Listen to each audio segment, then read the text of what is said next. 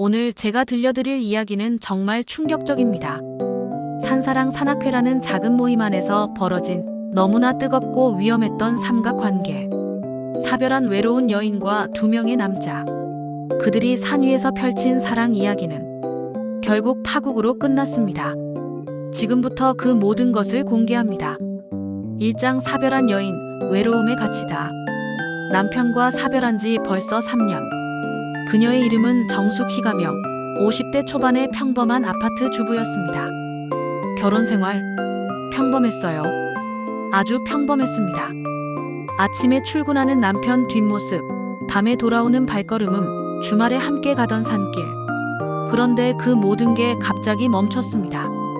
남편이 심장마비로 갑작스레 세상을 떠났거든요. 그것도 숙희 곁에서. 그날 이후 세상이 멈춰버렸습니다. 아니, 정확히는 숙희의 마음이 멈춰버렸어요. 밤마다 그녀는 남편 사진 앞에 앉았습니다. 혼잣말을 했죠. 남편은 들을 수 없는데도요. 오늘 날씨 참 좋았어. 당신 있으면 좋았을 텐데. 아침이 되어도 저녁이 되어도 그 외로움은 사라지지 않았습니다. 집안은 고요했고 그 고요함이 너무나 무거웠어요. 식사? 제대로 하지 않았습니다. 밤새는 일은 반복됐죠. 시계 초침 소리만 들리는 밤중에 그녀는 남편 옷깃에 얼굴을 묻었습니다. 그러던 어느 날 아파트 게시판에 붙은 종이 한 장이 그녀의 눈에 들어왔습니다. 산사랑 산악회 신입 회원 모집, 초보자 환영, 매월 첫째 주 일요일 산행. 그녀는 한참을 바라봤습니다. 산이라니 남편과 함께 가던 그 산에 다시 올라가겠다고. 그게 맞나 싶었어요. 하지만 동시에 누군가와 말 한마디라도 나누고 싶은 간절함이 밀려왔습니다.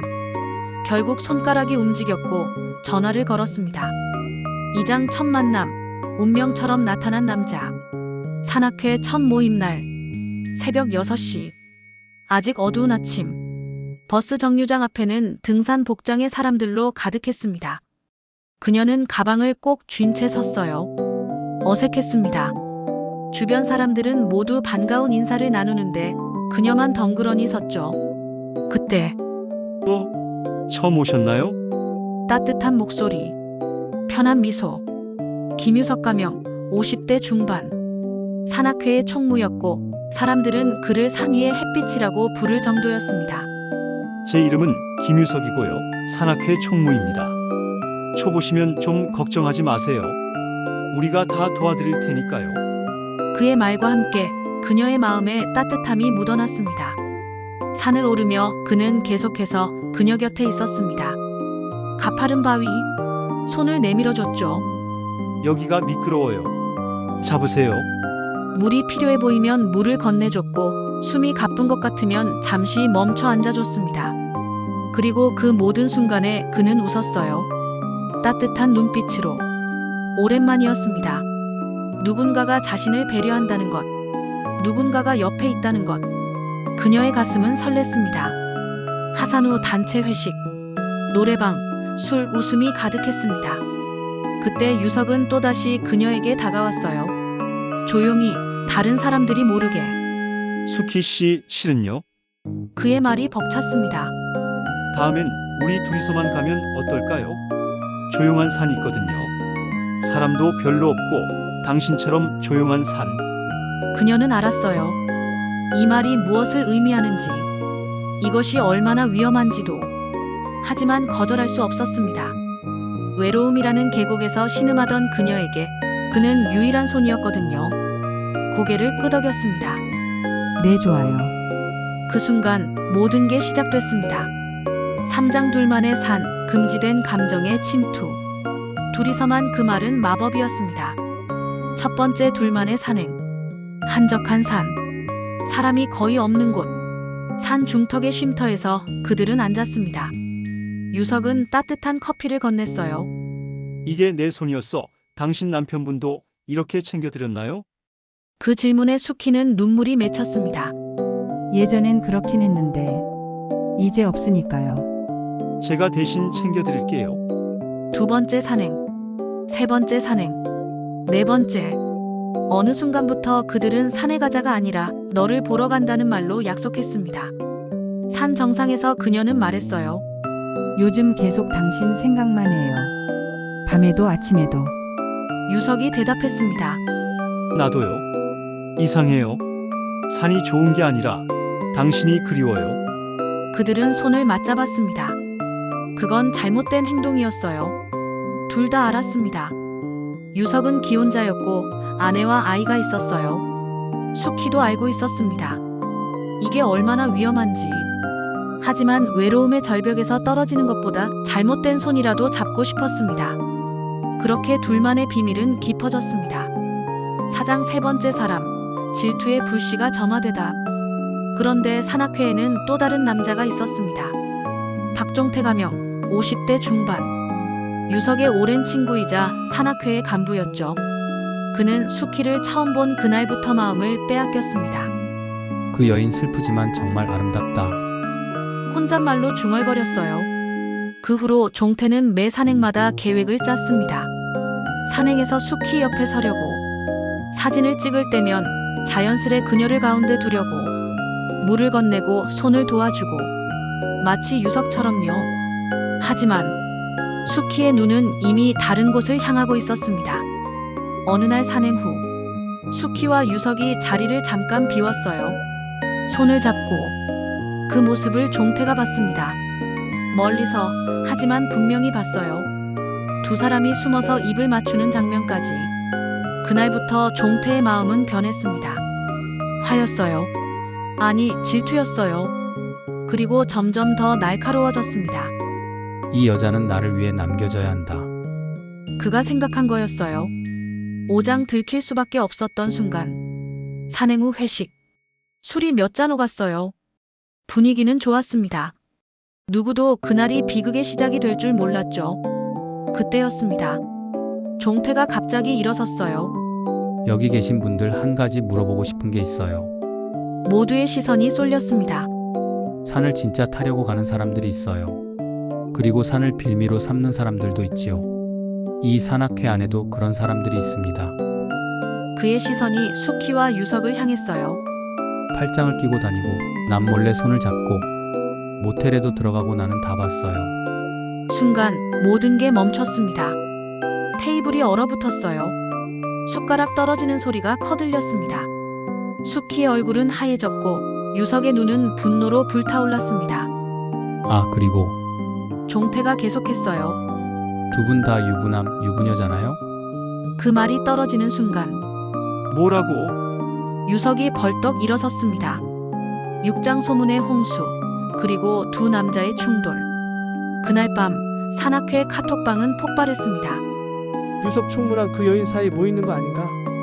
그 여자 남편은 뭐하고? 모텔 들어가는 거 봤대. 둘 다 기혼자라던데? 소문은 눈덩이처럼 굴렀습니다. 산악회 40명 중 39명이 알게 됐어요. 수키는 핸드폰을 던지고 싶었습니다. 자신의 얼굴이 화면에 떴어요. 수치심과 함께 유석은 밤을 새웠어요. 가족에게 들킬까봐. 아니, 들킬 것만 같았거든요. 그리고 종태는 유석에게 전화를 걸었습니다. 밤 11시 52분. 유석, 이제 그만해. 유석이 받았어요. 뭐가 그만이고? 그 여인, 나도 사랑해. 지금 뭐라고? 내 말을 들어. 넌 가정이 있지. 아내도 있고 아이도 있고. 하지만 나는 그 여인 한 사람뿐이야. 그리고 내 마음이 너의 마음보다 훨씬 진심이야. 유석은 욕설을 내뱉고 싶었어요. 하지만 그럴 수 없었습니다. 왜냐하면 종태의 말이 맞았거든요. 유석에게는 가족이 있었으니까요. 7장 격렬한 싸움, 그리고 피 흘린 얼굴. 3일 후, 산사랑 산악회 사무실 앞. 저녁 7시. 두 남자가 마주쳤어요. 서로의 눈빛만으로도 다 알았습니다. 이제 끝내자. 유석이 말했습니다. 그 여인은 내 거야. 넌 손도 못 대. 종태가 대답했어요. 사람을 소유물처럼 말하네. 넌 가정에 충실해. 그 여인은 나한테 줘. 뭐라고? 첫 번째 주먹. 유석이 휘둘렀어요. 종태의 뺨을 정확히 맞췄습니다. 두 번째 주먹. 종태가 반격했어요. 유석의 눈썹 위를 가격했습니다. 피가 흘렀어요. 주변 사람들이 몰려왔습니다. 소리를 질렀죠. 싸우지 마. 뭐 하는 거야? 두 남자는 계속 몸을 비비꼬며 싸웠습니다. 그녀를 더럽히지 마. 더럽힌 건 넌데 내 얘기하는 거야. 그 여인 얘기 아니야. 이제 그 여인은 나한테 남겨. 그 싸움은 순식간에 산악회 전체에 알려졌습니다. 팔장산 정상에서의 선택, 그리고 눈물. 그 소식을 들은 수키는 아무 말도 하지 않았어요. 대신 조용히 배낭을 챙겼습니다. 그리고 산으로 향했죠. 그 산은 모든 게 시작된 곳이었어요. 새벽 5시. 혼자 산을 오릅니다. 밟는 발 하나하나가 무거워요. 눈물이 흘렀어요. 산을 오르는 발걸음 위로. 정상에 도달했을 때 하늘이 갈렸습니다. 안개가 자욱했어요.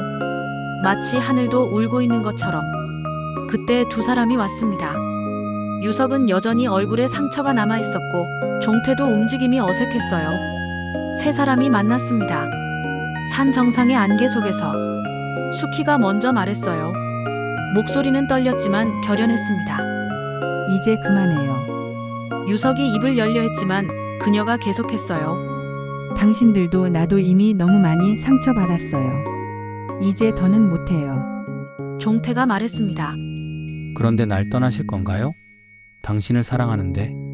수키는 눈물을 흘리며 대답했어요. 내가 바란 건 사랑이 아니었어요. 난 그냥 누군가의 따뜻함이 필요했을 뿐이에요. 외로움에서 벗어나고 싶었을 뿐이에요. 하지만 이건 너무 위험했어요. 너무 많은 사람들이 상처받았어요. 유석이 말했습니다. 그럼 난요? 난 당신 없인 못 살아요. 수키가 고개를 들었어요. 그럼 당신 아내분은요? 당신 아이들은요? 그들도 상처받고 있어요. 아마도 더 깊은 상처로요. 내가 누군가의 아내였던 것처럼 당신도 누군가의 남편이에요. 우린 그 역할을 잊었어요. 종태가 입을 열었어요.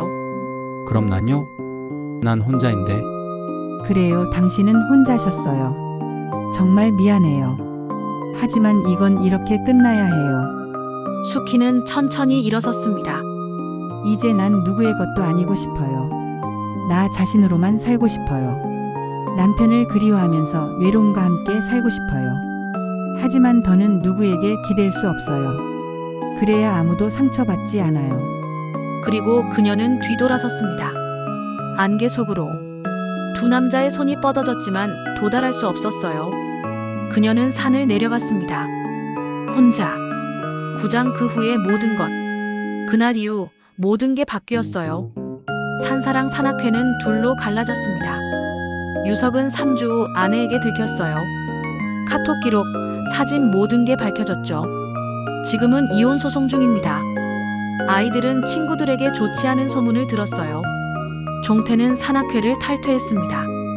그리고 다시는 그 산에 가지 않았어요. 혼자가 되면서 또 다른 외로움에 빠졌죠. 그리고 수키는 다시 혼자가 됐어요. 하지만 이상하게도 마음이 편했어요. 이제 산에 오를 때 누군가의 손을 기다리지 않았습니다. 바람 소리로 충분했고 새우는 소리로도 충분했습니다. 한 달 후 그녀는 혼자 산에 올랐어요. 산 정상에서 남편 사진을 꺼냈습니다. 미안해. 자기한테서 눈을 돌렸어.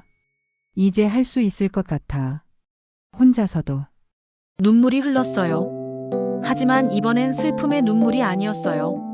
자신을 되찾는 눈물이었습니다. 엔딩 나레이션. 산은 언제나 그 자리에 있었어요. 수천 년, 수만 년. 하지만 사람의 마음은 달라요. 늘 흔들렸어요. 그날의 안개 속에서 그녀는 사랑을 잃었어요. 두 남자의 그 사랑도, 그녀가 가진 미망인의 사랑도.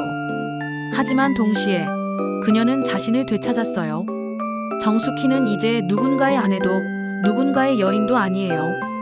그저 정숙희로서 산을 오르고 바람을 느끼고 혼자가 되는 법을 배워나가고 있습니다.